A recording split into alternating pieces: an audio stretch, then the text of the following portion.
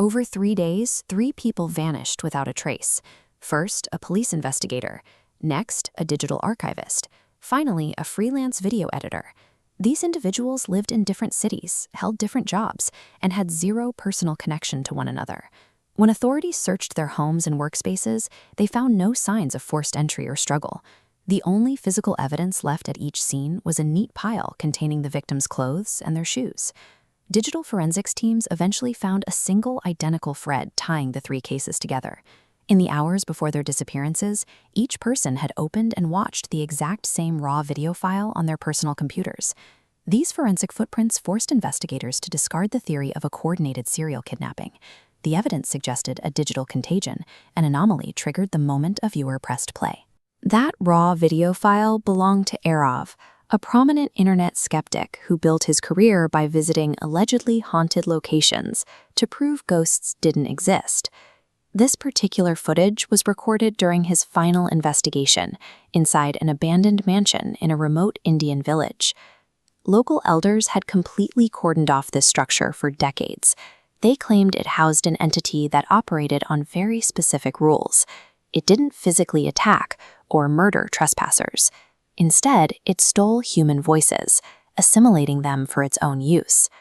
When local police recovered Arov's camera from the dusty floor of that mansion, they thought they were simply collecting a record of his final moments. But by plugging it in and reviewing the footage, they activated a patient zero device, releasing a localized haunting onto the digital grid. The villagers maintained one absolute directive regarding the mansion. If you find yourself nearby after 2 a.m. and you hear someone call your name, you remain completely silent. To mock this exact superstition, RF waited for a rainy night and intentionally crossed the threshold of the main doorway at exactly 2:13 a.m. He carried his camera, a high-powered flashlight, and a professional-grade microphone. The interior was entirely dilapidated, crumbling walls, heavy cobwebs, and the constant howling of wind. As RF spoke to the camera, his microphone picked up a faint, distinct whisper of his name. He didn't react, likely assuming it was a draft cutting through the broken windows. A few minutes later, the audio track isolated a second anomaly. This time, the voice was unmistakable, and it gave a direct instruction. RF, come upstairs. In an unfamiliar, pitch-black environment, human instinct usually demands retreat, but RF was operating under the pressure of producing a viral debunking video. His certainty that the supernatural was a hoax overrode his basic survival instincts, leading him straight towards the source of the sound. At the top of the staircase, a heavy wooden door slowly swung open on its own. Inside the room, Arov's flashlight illuminated an old wooden chair, violently vibrating against the floorboards. On the far wall hung a massive, severely shattered mirror. As Arov stepped in front of the glass, a voice directly behind him whispered, "Don't look in the mirror."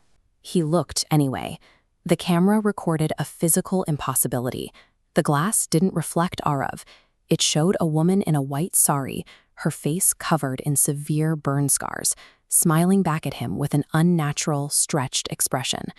When he spun around, the room was empty. Instantly, every door in the hallway slammed shut in rapid succession. The camera's internal metadata shows the battery instantly plunging from an 85% charge down to a single percent, killing the flashlight and forcing the lens into grainy night vision mode. From the darkest corner of the room, the auditory profile shifted. The adult woman's voice was gone. Instead, the microphone picked up the voice of a small child, accusing him. "You didn't listen to me." Panic finally set in. Arov broke the village elder's single rule. He opened his mouth and yelled out into the dark, "Who are you?" A terrifying, echoing laughter filled the audio track, followed by a voice declaring, "You answered." By providing a verbal response, Arov met the entity's final requirement, granting it the vocal data needed to complete the theft of his identity.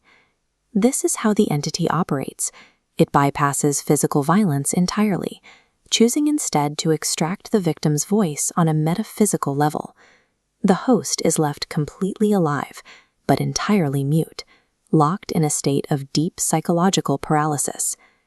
Once the entity fully assimilates the stolen voice, a secondary compulsion takes hold. The victim's physical body is magnetically drawn back to the mansion on its own accord. They simply walk out of their lives, travel to the village, and cross the threshold, never to be seen again. The final 15 seconds of the recovered file show the camera resting on its side on the floorboards, recording Arov's screams until they abruptly cut to dead silence. Then, the blurred silhouette of the burned woman slowly approaches the lens. She smiles and speaks, using Arov's exact voice. Now, his voice is mine. The recording captured a transition in the haunting. By speaking directly into the microphone, the entity was no longer anchored to the mansion's physical ruins. It had found a way to project itself through the digital grid to anyone who viewed the file. The localized curse mutated into a digital virus. Anyone who watches the footage in its entirety effectively opens a door to the entity, drawing its attention regardless of their physical distance from the Indian village. This explains why the police investigator vanished from his precinct 3 days after checking the evidence. It's why the archivist and the video editor left behind their clothes and shoes, walking off into the night toward a destination thousands of miles away. Which brings us to the screen in front of you.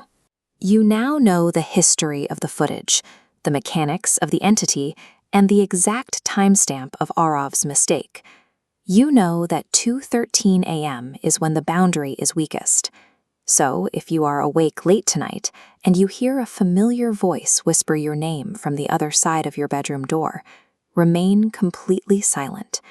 Because if you answer, it means the contagion has already breached your reality.